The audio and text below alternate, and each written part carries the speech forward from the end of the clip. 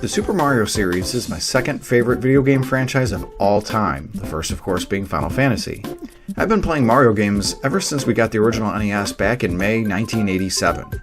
Since then, I haven't missed a single entry in this series for both its 2D and 3D iterations. The 3D series themselves are absolutely stellar, though specifically for this video, I'd like to focus on solely the 2D entries. This is because Super Mario Bros. Wonder, a brand new 2D game, will be coming out in a couple weeks, specifically on October 20th, 2023. And because of this, I'm going to put together my thoughts as to what makes a good 2D Mario game. Now, gentle reminder, I am not a game developer at all. I did mess around a bit with hacks and level editing back when I was in high school with the first and third NES entries, and just like the over 15 million people who have played Super Mario Makers 1 and 2, I spent a number of time creating my own levels there. Nevertheless, my long history of playing Mario games sort of gives me a good viewpoint on the many different elements as to what makes a 2D Mario game good. Before you join me though, gentle reminder to make sure to like or dislike the video and hit that subscribe button if you're interested in more content like this. One of the most important factors that make 2D Mario games good is innovation. Now, the biggest counter-argument probably is the fact that every 2D Mario game is just Mario moving from one end of the stage to the other, stomping on Goombas and the like.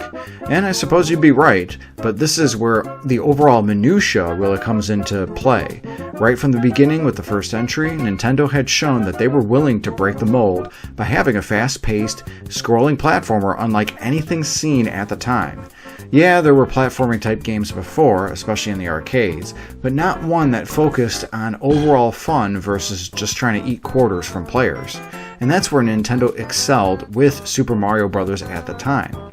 From there, 2D Mario continued to innovate. While the second entry was literally the first one, but in hard mode, of course the Japanese version I'm referring to, and the American version was really just an official hack reskin of another Japanese game. Really, the innovations were seen in spades with Super Mario Bros. 3. And instead of just 2 power-ups like in the first Mario Bros. Game, there were at least 6. Also, levels that allowed backtracking, world maps, and much more. Future 2D iterations added Yoshi, unlockable levels via multiple exits, moves like the spin jump, and more. However, once Nintendo started to iterate more into the new Super Mario Bros. Series with the Wii, U, and 2, an overall lack of innovation perhaps is what made this version of 2D Mario kind of just feel stale. Now, the first of the new series itself, though, was a breath of fresh air, with Nintendo showing fans that they didn't forget about 2D Mario. It was 16 years that separated the release of this DS game and Super Mario World, after all. The next one on the Wii had multiplayer gameplay of up to 4 people, as well as some Wiimote functionality like controlling lifts, but then that was really it. The next entry on the 3DS and Wii U didn't really add anything new either, besides a Wario-esque coin-grabbing emphasis and Wii U control pad functionality, respectively. That all being said, we're seeing innovation in live time with Super Mario Bros. Wonder. The addition of Wonder Seeds, new power-ups like the Elephant Fruit, equipable badges, and at least 12 selectable characters all speak to the positive changes Nintendo is doing to keep 2D Mario fresh. One thing about every 2D Mario game is that Mario and friends all control superbly. I've never had any issues with these entries controlling poorly, even when being relegated to only using the Wiimotes as a controller. With that being said, I did find it annoying that the new Super Mario Bros. Wii required the shaking of the controller or Wiimote to do a mid-air spin to slow descent. This of course was remedied with the Wii U version, where this could be done by simply hitting L or R. Mario always controls and pivots quite well, which is paramount when it comes to being able to move in later stages of these entries. I've heard a number of younger gamers talk about the very first Super Mario Bros. Game and how that probably controls the worst out of all the 2D Mario games they've played. But even with hearing them say that, they also often add that he still moves quite well, with gameplay being very responsive. There's often surprise from them that such a game could be over 35 years old, since it's still fun to play today. Another amazing aspect with all the 2D Mario games is the absolutely amazing design of the levels. This of course started with World 1-1 from the first entry. which in of itself is an ingenious tutorial of sorts to acclimate the player with controlling Mario, identifying hazards like Goombas and pits, and other aspects of the environment. From there, like all Mario games, the difficulty increases the further Mario progresses. I've had many a nightmare from Worlds 8-2 and 8-3 in the same game, what with the Big Hole and encounters with the Hammer Brothers respectively. Even the Japanese Super Mario Bros. 2 is ingenious in its level design, though maybe more in a Dr. Evil Megamind sort of way. But the purpose for this game was meant to challenge and frustrate players, and boy did they succeed.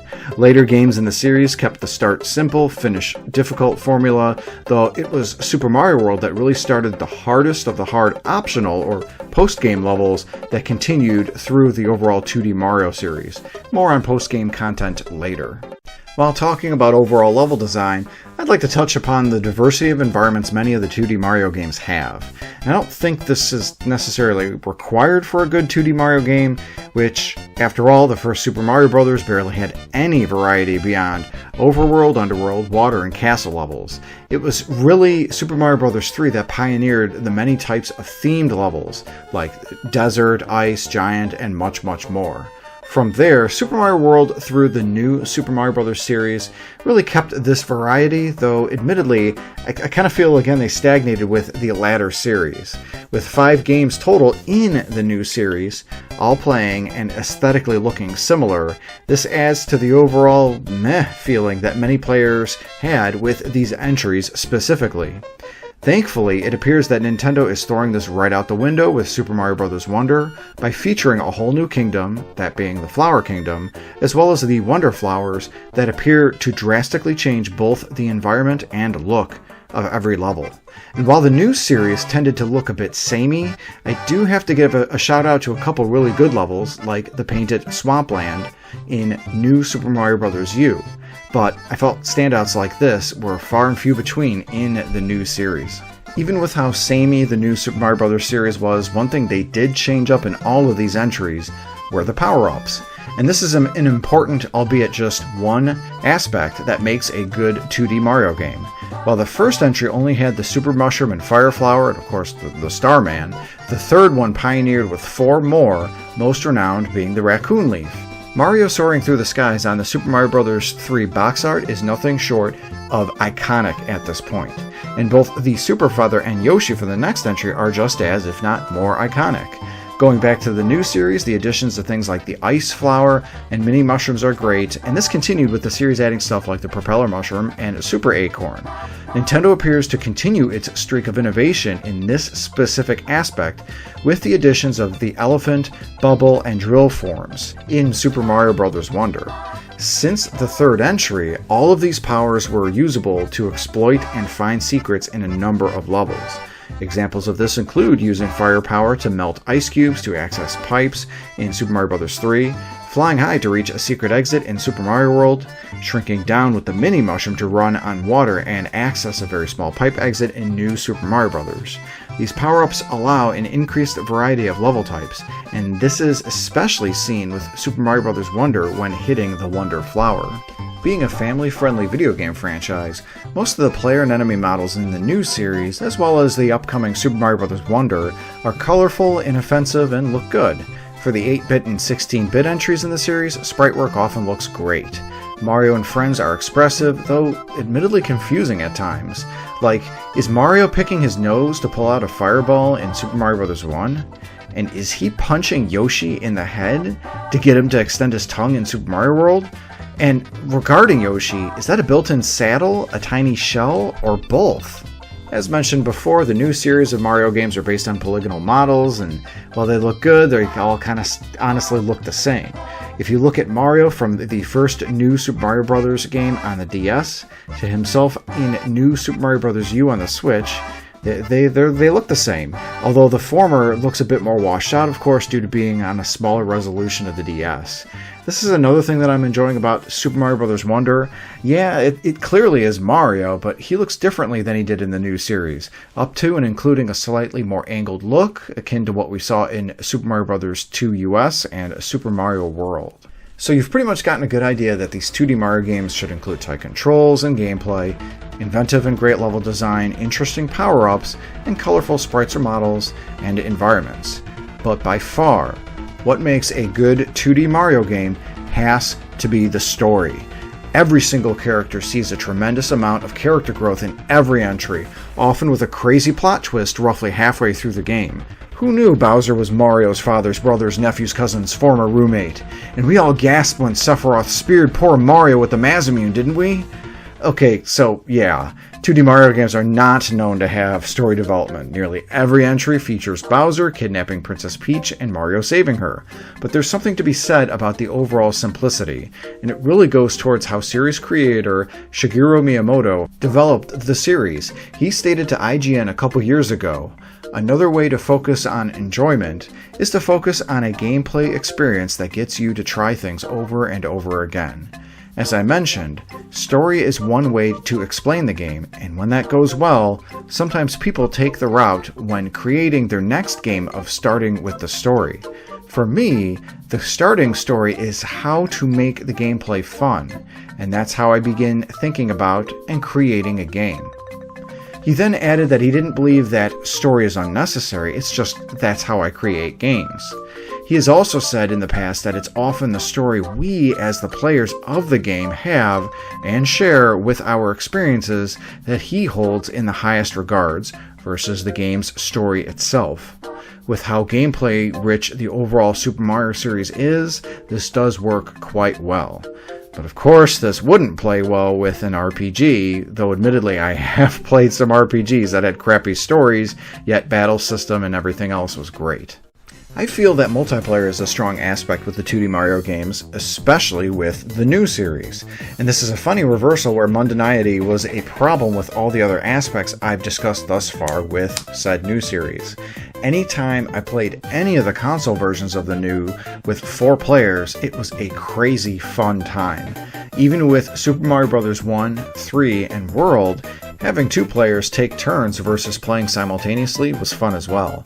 2D Mario games that don't have this, like Super Mario Bros. 2, both the US and Japanese versions, and Super Mario Land 1 and 2, are good enough games in their own rights, but there's just something inherently fun being able to play with a friend or more.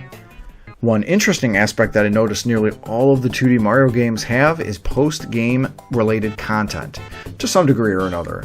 Beating the first Super Mario Bros. Allowed a harder version of the game to be played, and this included all Goombas being turned into hard-shelled Buzzy Beetles, faster enemy movement overall, and the hardest versions of all levels. And to this last example, while World 5.3 is a harder version of 1.3, now both 1.3 and 5.3 are the exact same. The third entry went the opposite direction and made the game easier by allowing the player to start at the beginning of the game, but with 28p wings. Note this doesn't apply to the original Japanese version. Both Super Mario Bros. Wii and U have an extra world, World 9, that gets unlocked once beating the game. Generally, 2D Mario games aren't the hardest in the world, so this post-game content usually exists to really challenge avid and veteran players alike. And these are usually pretty great. As mentioned, the gameplay is normally fantastic, so having that with some truly tough levels really are the icing on the cake. Yes, I do like some of the tough levels that players make in Super Mario Maker, but one lesson the second Maker game impresses upon would-be level engineers is the concept of fairness. Even the hardest Mario level made by the Nintendo R&D teams have that level of fairness to it. This is often something missing from those made by players in the hardest levels in the Maker games. Now the last aspect that I'm going to mention that is in all the 2D Mario games and is just as important as all the other characteristics I've already mentioned is whimsy. Dictionary.com defines whimsy as capricious humor or disposition, extravagant, fanciful, or excessively playful expression. I feel no greater definition fits the overall Super Mario series better. In fact, part of what made the Super Mario Bros. Movie so successful was that it managed to capture this feeling just as much as any Mario game itself does. Though, for me personally, all the fun Easter eggs help too. One aspect of this Whimsy is the music that appears in the series. There's nothing more expressive than the main theme of the first entry, as well as the many of the themes that appear on these 8-bit and 16-bit games. Often these themes match so well the various environments that Mario and friends are exploring, and no greater expression of this whimsy can be seen than in the new Super Mario Bros. Series when we see Koopa Troopas and other enemies literally dance in time to the tunes. And after the Super Mario Bros. Wonder Direct came out, as well as hearing others talk about playing the game at Nintendo Live last month, it seems pretty clear to me that this entry will be able to capture this feeling of whimsy. I, for one, am excited to play this new game to see for myself if, after over 35 years, Nintendo has the ability to capture the overall greatness previous games had, as stated by what I mentioned are what make a good 2D Mario game. Let me know in the comments section below if there's anything else you think I missed. What else make these games good? Thanks again for watching, and have a great day.